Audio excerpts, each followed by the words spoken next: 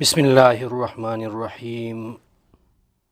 ناظرین کرام، آج ہمارا ایپیسوڈ علم کی فضیلت کا بیان۔ سیدنا ابو ہریرہ رضی اللہ تعالیٰ عنہ کہتے ہیں کہ ایک دن اس حالت میں کہ نبی کریم صلی اللہ علیہ وسلم مجلس میں لوگوں سے کچھ بیان کر رہے تھے کہ ایک اعرابی آپ صلی اللہ علیہ وسلم کے پاس آیا اور اس نے پوچھا کہ قیامت کب قائم ہوگی؟ تو رسول اکرم صلی اللہ علیہ وسلم نے کچھ جواب نہیں دیا اور اپنی بات بیان کرتے رہے۔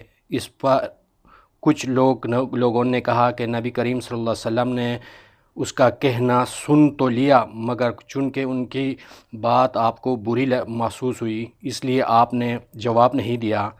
اور کچھ لوگوں نے کہا کہ یہ بات نہیں ہے بلکہ آپ نے سنا ہی نہیں، یہاں تک کہ جب آپ صلی اللہ علیہ وسلم اپنی بات ختم کر چکے تو فرمایا کہاں ہے؟ میں سمجھتا ہوں کہ اس کے بعد یہ لفظ تھے قیامت کا پوچھنے والا۔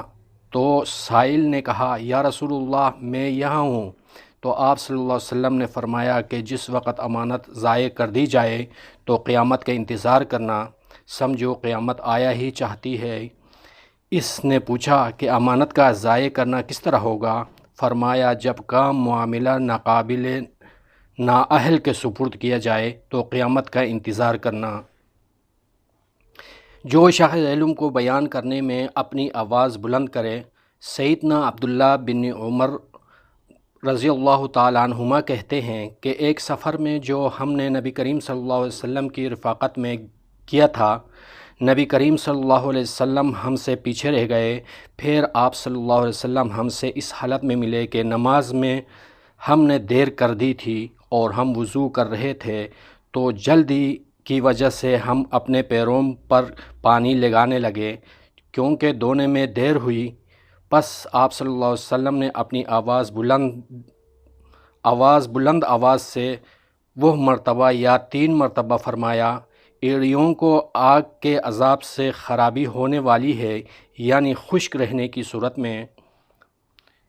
امام کا اپنے ساتھیوں کے علمی آزمائش کے لیے سوال کرنا۔ سیدنا ابن عمر رضی اللہ تعالیٰ عنہما نبی کریم صلی اللہ علیہ وسلم سے روایت کرتے ہیں کہ آپ صلی اللہ علیہ وسلم نے فرمایا درختوں میں سے ایک درخت ایسا ہے کہ اس کا پتے جڑ نہیں ہوتا اور وہ مسلمان کے مشابہ ہے، تو تم مجھے بتاؤ کہ وہ کون سا درخت ہے؟ تو لوگ جنگلی درختوں کے خیال میں پڑ گئے۔ عبداللہ بن عمر رضی اللہ تعالیٰ عنہما کہتے ہیں میرے دل میں آیا کہ وہ کھجور کا درخت ہے، مگر میں کہتے ہوئے شرما گیا۔ بالآخر صحابہ کرام رضی اللہ تعالیٰ عنہم نے عرض کیا کہ یا رسول اللہ آپ ہی ہمیں بتائے کہ وہ کون سا درخت ہے؟ تو آپ صلی اللہ علیہ وسلم نے فرمایا وہ کھجور کا درخت ہے۔ سیدنا انس بن مالک رضی اللہ تعالیٰ عنہ کہتے ہیں کہ ایک دفعہ ہم نبی کریم صلی اللہ علیہ وسلم کے ہمراہ مسجد میں بیٹھے ہوئے تھے۔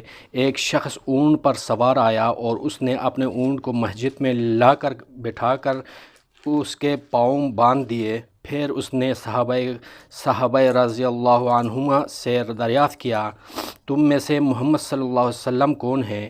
اور اس وقت نبی کریم صلی اللہ علیہ وسلم صحابہ رضی اللہ تعالیٰ عنہما کے درمیان تکیہ لگائے بیٹھے تھے۔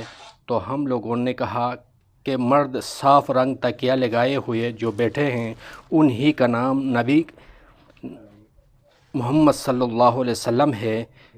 پھر اس شخص نے آپ سے کہا کہ اے عبد المطلب کے بیٹے، نبی کریم صلی اللہ علیہ وسلم نے فرمایا کہ میں سن رہا ہوں۔ اس نے کہا کہ میں آپ سے کچھ پوچھنے والا ہوں اور پوچھنے میں آپ پر سختی کروں گا، تو آپ اپنے دل میں میرے اوپر ناخوش نہ ہونا۔ آپ صلی اللہ علیہ وسلم نے فرمایا جو تیری سمجھ میں آئے پوچھ لے۔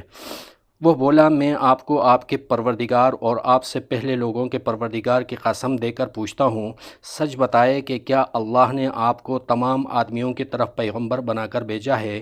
آپ نے فرمایا اللہ کی قسم ہاں، بے شک مجھے پیغمبر بنا کر بھیجا گیا ہے۔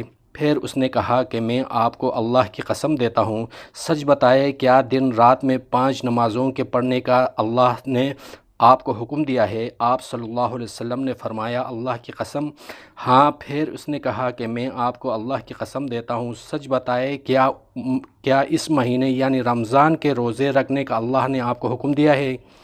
آپ صلی اللہ علیہ وسلم نے فرمایا اللہ کی قسم ہاں۔ پھر اس نے کہا کہ میں آپ کو اللہ کی قسم دیتا ہوں، سچ بتائے کیا اللہ نے آپ کو حکم دیا ہے کہ آپ یہ صدقہ ہمارے مالداروں سے لے اور اسے ہمارے مستحقین پر تقسیم کریں؟ تو نبی کریم صلی اللہ علیہ وسلم نے فرمایا اللہ کی قسم ہاں۔ اس کے بعد وہ شخص کہنے لگا کہ میں اس شریعت پر ایمان لایا تو آپ صلی اللہ علیہ وسلم لائے ہیں، اور میں اپنی قوم کے ان لوگوں کو جو میرے پیچھے ہیں بھیجا ہوں نمائندہ، اور میں زمام بن صعبہ قبیلہ اپنی سعید بن بکر سے تعلق رکھتا ہوں۔ سیدنا ابن عباس رضی اللہ تعالیٰ عنہ کہتے ہیں رسول اللہ صلی اللہ علیہ وسلم نے اپنا ایک خط ایک شخص کے ہاتھ بھیجا اور اسے حکم دیا کہ یہ خط بحرین کے حاکم کو دے۔ چنانچہ اس نے دے دیا اور بحرین کے حاکم نے اس کو کسریٰ شاہ ایران تک پہنچا دیا۔ پھر جب کسریٰ نے اس کو پڑھا تو اپنی بدبختی سے اس کو چاک کر ڈالا۔ سیدنا ابن عباس رضی اللہ تعالیٰ عنہما کہتے ہیں کہ رسول اللہ صلی اللہ علیہ وسلم نے یہ سن کر ان لوگوں کو بد دعا دی کہ وہ لوگ بھی بالکل اس طرح ٹکڑے ٹکڑے ہو کر دیے جائیں۔